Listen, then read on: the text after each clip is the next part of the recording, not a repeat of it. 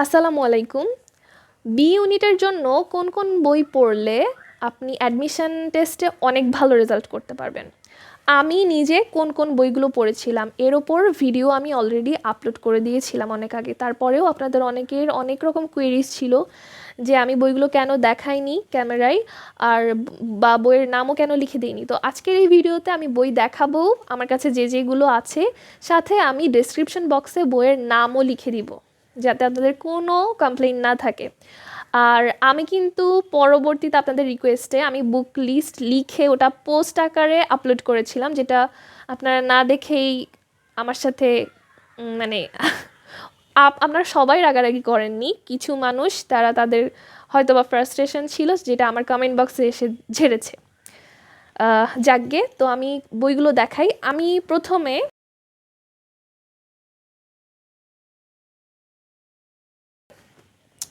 ইংলিশে আসি, যে ইংলিশে আপনাদের কী পড়তে হবে। সবচেয়ে প্রথমে আপনাদের যেটা পড়তে হবে সেটা হচ্ছে যে ইংলিশ টেক্সট বুক। আমি দেখলাম এটা একটা দুইটা কমেন্ট না, অনেকগুলো কমেন্টে মানুষ বলে যে টেক্সট বোর্ড বই কি 9-10-এর বোর্ড বই? না, 9-10-এর বোর্ড বই কেন হবে? এই যে English for today for class 11 and 12, মানে একাদশ দ্বাদশ শ্রেণীর জন্য যেই বইটা আমরা পাই, English for today first paper বই, এটা আপনাদেরকে অনেক ভালো করে পড়তে হবে, অনেক ভালো করে পড়তে হবে। আমি যদি এক কথায় বলি, এই বইয়ের এই সূচিপত্র ছাড়া প্রথম লেসন যেটা, এই আমি আমার বই দেখাচ্ছি। আমি যে বইগুলো কেন দেখাই না এই প্রথম ভিডিওতে, এটার কারণ এটা, আমি যে এই যে কাভার পেজটা আপনারা মিল পাবেন না। আর বই তো এখন অনেক চেঞ্জ হয়েই গেছে, বইয়ের ভেতরের কথা নাই বলি। সাহিত্য পাঠ, এই যে সাহিত্য পাঠের আমাদের সাথে আপনাদের কাভারের কোনো মিল নাই, বাজারে যে বই পাবেন ওটার সাথে মিল নাই, কারণে আমি আসলে তখন দেখাই নাই। তো ইংলিশ ফর টুডে আপনি কিভাবে পড়বেন আমি আগে ক্লিয়ার করি। এক কথায়, আমি এখন বিস্তারিত যাব না যেহেতু অনেকগুলো বই দেখাতে হবে। এই যে লেসন 1, এই লেসন থেকে শুরু করে একেবারে লাস্ট পেজ, এই যে এটা কিন্তু লাস্ট আমার পড়ার এইভাবে আমি পড়েছিলাম, দেখেন একটু দেখাই। যাই হোক, অনেক অনেক ডিটেইলে পড়েছিলাম, আমার বইয়ের অবস্থা খুব খারাপ। আমি যে কতবার পড়েছি তার কোনো হিসাব নাই। লাস্ট পেজে আমি হচ্ছে যে লাস্ট পেজ ফাঁকা ছিল, এটাও ছাড়িনি। এখানে আমি সব কবিতাগুলো লিখেছিলাম, কবির নামগুলো লিখেছিলাম, এবং তারা ব্রিটিশ ছিল নাকি আমেরিকান ছিল, মানে কোন দেশের ছিল তারা, সেইগুলো আমি লিখেছিলাম। তাদের কিছু কিছু জন্ম সালও লিখেছিলাম, মানে এগুলো একসাথে মুখস্থ করেছিলাম একদম লাস্টের দিকে। তো এই যে ফার্স্ট পেজ দেখালাম এবং লাস্ট পেজ দেখালাম, এই বইয়ের যতগুলো ওয়ার্ড মিনিং আছে সেটা হতে পারে অনুশীলনীর, বা কোনো একটা প্যাসেজের ভেতরের কোনায় আছে, দেখা যাচ্ছে না চোখে, বা প্রশ্নে, মানে অনুশীলনীর বলতে প্যাসেজ শেষে যে প্রশ্নগুলো থাকে ওগুলোর ভিতরে কী কী ওয়ার্ড আছে সবগুলো ওয়ার্ডের মিনিং আপনাকে জানতে হবে, এবং বলতে পারেন যে মুখস্থ করে ফেলবেন পুরাটা। আর এই সব যতগুলো জিনিস দেখাবো তার ভেতর থেকে আমার কাছে মনে হয় যে এই বইটা পড়াটা আমার জন্য সবচেয়ে বেশি মুশকিল ছিল, কারণ আমি এইচএসসিতে এই বই ধরেও দেখি নাই, টু বি অনেস্ট। আচ্ছা, গেল। এরপরে গ্রামারের জন্য আপনারা যে কোনো বই ছাড়াও আপনারা টিচাররা কিন্তু পড়ায়, রুলস লিখে লিখে পড়ায়, তো টিচারদের থেকেই পড়তে পারবেন, অথবা আপনারা বই যে কোনো একটা, বাজারে অনেক ভালো ভালো বই আছে। কম্প্যাক্ট বইটা আমি অনেক খুঁজলাম, বাট আমি পেলাম না। শর্টকাটের জন্য কম্প্যাক্টের চেয়ে ভালো কোনো বই নেই। শর্টকাট বলতে ওখানে হচ্ছে যে সব কিছু দেওয়া আছে, কিন্তু হচ্ছে যে অনেক বেশি বিস্তারিত বা অনেক বেশি এক্সাম্পলস নাই। সব কিছু আছে ওখানে, প্র্যাকটিসও আছে, এনাফ আছে, বাট অনেক বেশি নাই, সেটা বুঝালাম। তো কম্প্যাক্ট বইটা আমি কিন্তু দেখেছিলাম, কম্প্যাক্ট বইটা, যদিও গ্রামারের জন্য আমার ওরকম প্রয়োজন হয় নাই, কারণ আলহামদুলিল্লাহ আমার বেসিক আগে থেকে স্ট্রং ছিল। তো আপনারা গ্রামারের জন্য কম্প্যাক্ট দেখতে পারেন, মাস্টার দেখতে পারেন, অ্যাপেক্স দেখতে পারেন। আচ্ছা, মাস্টার আমার কাছে আছে, আমি দেখাই দিই। ওকে, এটা হচ্ছে যে মাস্টার। ওকে, এটা হচ্ছে মাস্টার, রাইটার হচ্ছে যে মোহাম্মদ জাহাঙ্গীর আলম। এরপর ভোকাবুলারির জন্য সাইফুরস স্টুডেন্ট ভোকাবুলারি, এটা হচ্ছে যে সাইফুরস স্টুডেন্ট ভোকাবুলারি। এটার মনে হয় আপডেটেড ভার্সন এটাই হওয়ার কথা, আমি জানি না, হয়তো বা আরেকটা বের হতে পারে। এটা আমি খুব বেশি দিন হয়নি কিনেছি, যেহেতু আমি স্টুডেন্টদেরকে অনলাইনে পড়াই, তো আমাকে আপডেটেড থাকতে হয় বইয়ের সাথে। নেক্সট হচ্ছে, আচ্ছা ইংলিশের জন্য মোটামুটি আমি এই এনাফ, কারণ আচ্ছা মেমোরাইজিং পার্টে আমি আসছি। আমি নিজেই ইংলিশের জন্য খুব বেশি জিনিসপত্র ফলো করিনি। আচ্ছা আরেকটা জিনিস যেটা বলতে ভুলে গিয়েছি, সেটা হচ্ছে যে ইংলিশ ফর টুডের আপনারা পারলে একটা গাইড কিনে নিন, কারণ সবগুলো ওয়ার্ড মিনিং মানে এই অ্যাডমিশন ফেজে বসে বসে খোঁজাটা আমার কাছে মনে হয় যে এটা অনেক টাইম ওয়েস্ট করে। যেহেতু দেওয়াই আছে একটা জায়গায়, সেহেতু আমি কেন খামাখা বসে বসে সার্চ করব ডিকশনারিতে, তাই না? তো আমি কি করেছিলাম, আমি হচ্ছে যে গাইড থেকে আমি ওয়ার্ড মিনিংগুলো ওখান থেকে পড়েছিলাম, যেগুলো আমার জানা নাই, ওখানে খুব ইজিলি পেয়ে যাওয়া যায়। তো এটা আপনারা ফলো করতে পারেন। আর মেমোরাইজিং পার্ট হচ্ছে যে এই মাস্টারে কিন্তু অনেক বেশি দেওয়া, তো আমার সাইকোলজিতে ছিল যে যেখানে সবচেয়ে বেশি আছে সেখান থেকে আমাকে পড়তে হবে। এই মেমোরাইজিং পার্টটা আমার বাসায় আর যে বই ছিল ক্লাস 8-এর ক্লাস 9-এর, অর্থাৎ সবগুলো বই থেকে আমি মেমোরাইজিং পার্টটা পড়েছিলাম। মেমোরাইজিং পার্ট কি? ফ্রেজেস অ্যান্ড ইডিয়মস, এরপর আছে number, gender, interchange of parts of speech, substitution, এই যে মুখস্থ আইটেম যেগুলো, এইগুলো আপনার কাছে যত সোর্স আছে সবগুলো সোর্স থেকে পড়বেন। Bangla English both, Bangla English দুইটারই নিয়মিত অংশ বা মেমোরাইজিং পার্ট আমি কিন্তু বলে দিলাম, ঠিক আছে? যে সোর্স আছে সেই সোর্স থেকে পড়বেন। মাস্টারের সবচেয়ে বেশি দেওয়া ইংলিশের ক্ষেত্রে, আর বাংলার ক্ষেত্রে কোনটাই বেশি দেওয়া আমি বলছি। আচ্ছা এখন আমি আসি বাংলায়। বাংলাতে এই যে সাহিত্য পাঠ, আমার বইয়ের অবস্থা খুবই খারাপ। সাহিত্য পাঠ বইয়ে আপনাদের যতগুলো এই যে কবিতা, আপনারা অনেক কনফিউজড হয়ে যান, এই জন্য উল্লেখ করে দেই, আপনারা শুধু সিলেবাসের গুলা পড়বেন। আপনাদেরকে সম্পূর্ণ, এখানে বোধহয় কয়টা করে দেওয়া আছে, 30-60টা আপনাদের পড়া লাগবে না, আপনারা সিলেবাস ফলো করে পড়বেন, ঠিক আছে? আর ইংলিশ ফর টুডের কথাটাও আমি বলে দিই, এটা আসলে আমি বলতে পারছি না, গ্যারান্টি দিতে পারছি না যে সিলেবাসের ভিতর থেকেই আসবে কি না। আমার কাছে মনে হয় আগে সিলেবাসটা পড়ে একদম কমপ্লিট করে ফেলেন, এরপরে আপনি শুধু ওয়ার্ড মিনিংগুলা মানে পুরা বইয়ের ওয়ার্ড মিনিংটা পড়েন, আর বাদ বাকি যে পড়াগুলো মুখস্থ টাইপ করবেন ওটা শুধু সিলেবাসেরটা করেন।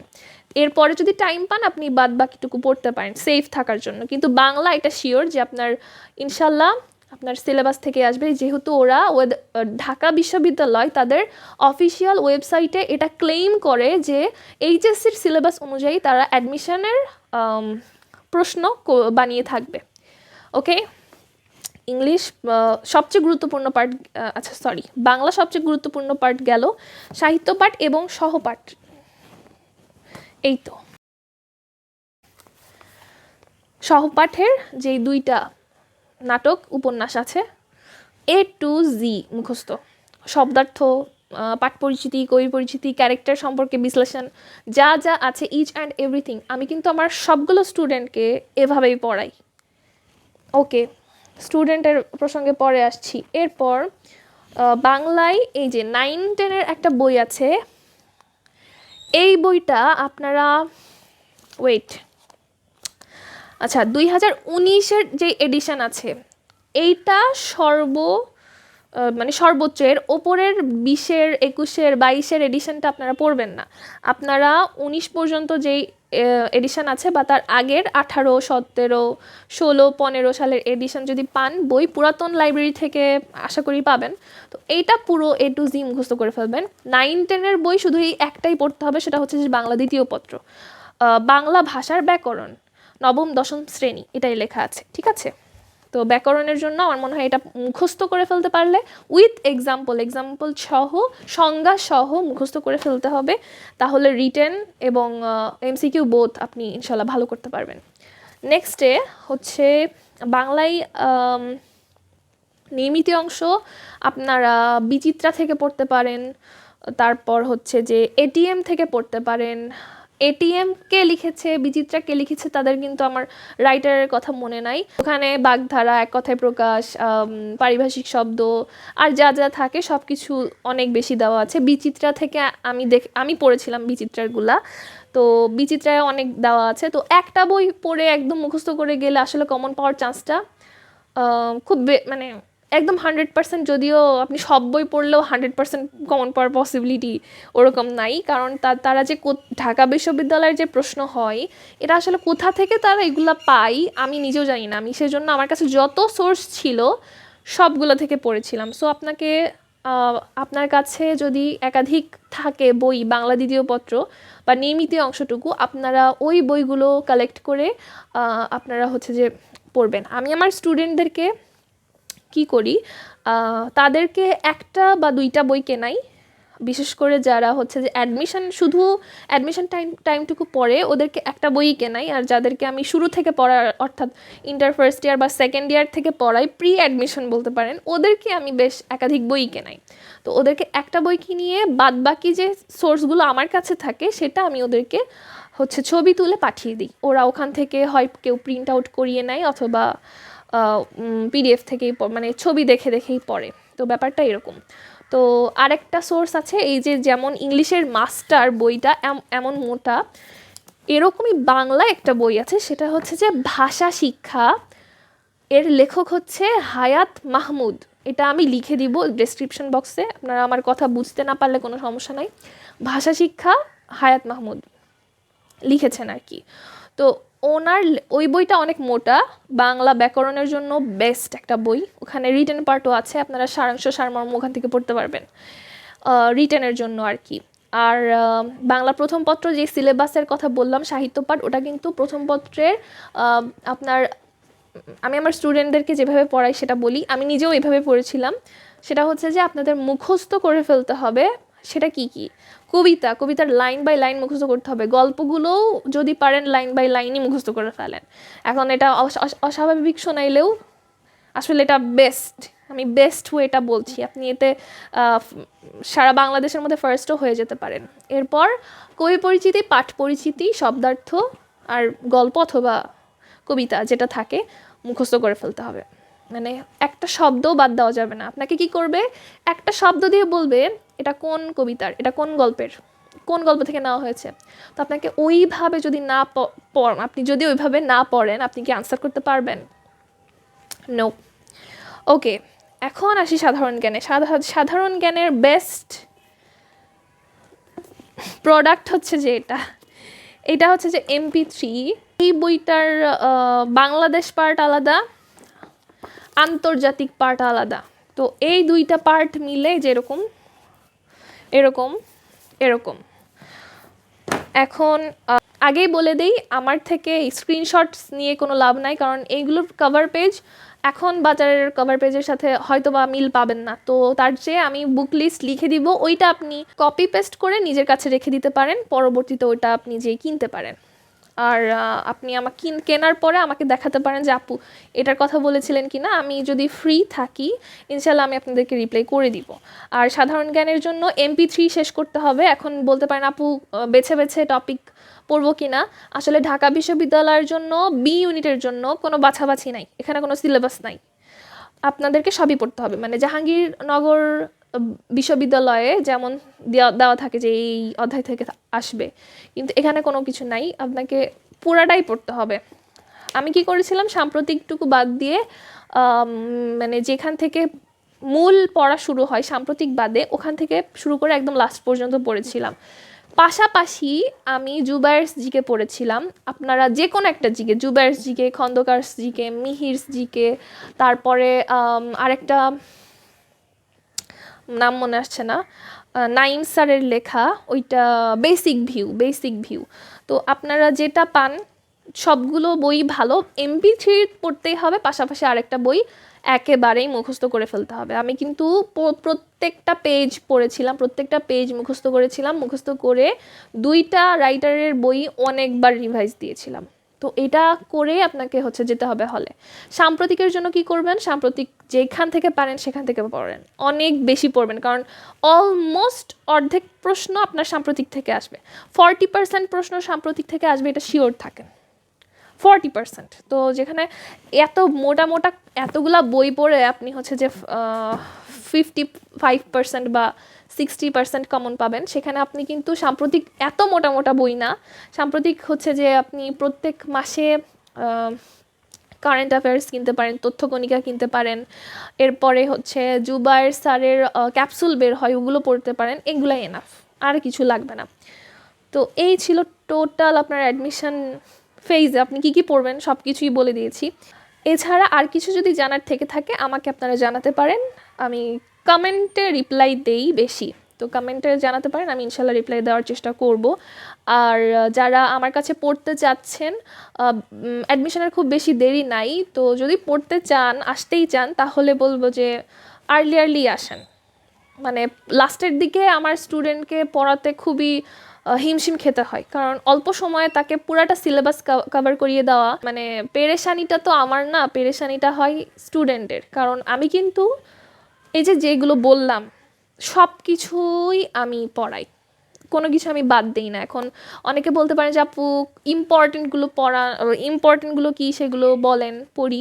আসলে আমার কাছে আমি শুধু চান্স পাওয়ার জন্য নিজেও পড়িনি আর কাউকে পড়াতেও পারবো না, ভালো রেজাল্ট করতে হবে এই টার্গেট রেখে পড়তে হবে, তো কিছু বাদ দেওয়া যাবে না, অ্যাডমিশনে কিছু বাদ দেওয়া যাবে না। যেই প্রশ্নটা সবাই পারে ওটা তো পারতেই হবে, আর যেই প্রশ্নটা অনেক চিপা চাপা থেকে আসবে যেটা কেউ পড়ে না, ওই টপিক থেকে আসলে কে কে পারলো এটার উপর ডিপেন্ড করে আপনার রেজাল্টটা কিন্তু হাই হবে। তো এটা মাথায় রেখেই মানে আমার কাছে পড়তে আসতে চাইলে আসবেন, আমি অনলাইনেই পড়াচ্ছি প্রাইভেটলি, অফলাইনে আমি পড়াচ্ছি না।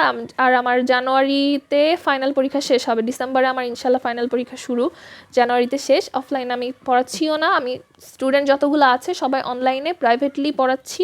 আমার কাছে যদি পড়তে আসেন আপনাকে অনেক বেশি সময় পড়াশোনায় ইনভেস্ট করতে হবে, তাছাড়া আপনি আমার কাছে টিকতে পারবেন না। তো কেউ পড়তে চাইলে আমাকে আমার ফেসবুক পেজে টেক্সট করবেন যে আপু, সরাসরি লিখবেন, যেহেতু আমার ফাইনাল পরীক্ষার সামনে আছে, আমি কিন্তু অনেক ব্যস্ত আছি, তো সরাসরি যদি এটা লিখেন যে আপু আমি আপনার কাছে পড়তে চাচ্ছি, শুধু ইংলিশ পড়তে চাচ্ছি, অথবা ইংলিশ বাংলা সাধারণ জ্ঞান একসাথে পড়তে চাচ্ছি, এবং বাকি বিস্তারিত আমি জানতে চাচ্ছি, আপনি বলবেন, আমি আপনাকে বাকি বিস্তারিত জানিয়ে দিব ইনশাল্লাহ। আর কারো ক্ষেত্রেই আমি হচ্ছে মাসে 12 দিনের বেশি পড়াই না, এটা জানিয়ে রাখা ভালো। এখন আপনি যদি এর চেয়ে বেশি ডেজ পড়তে চান, সেটাও আপনি আমাকে উল্লেখ করে জানাবেন যে আমি এই পড়তে যাচ্ছি, এই দিন পড়তে যাচ্ছি, তো এটা সম্ভব কি না বা বিস্তারিত কি আমাকে জানান, আমি বাকি বিস্তারিত আপনাকে ইনশাল্লাহ দিয়ে দিব ইনবক্সে। তো আজকে এই পর্যন্তই, আসসালামু আলাইকুম।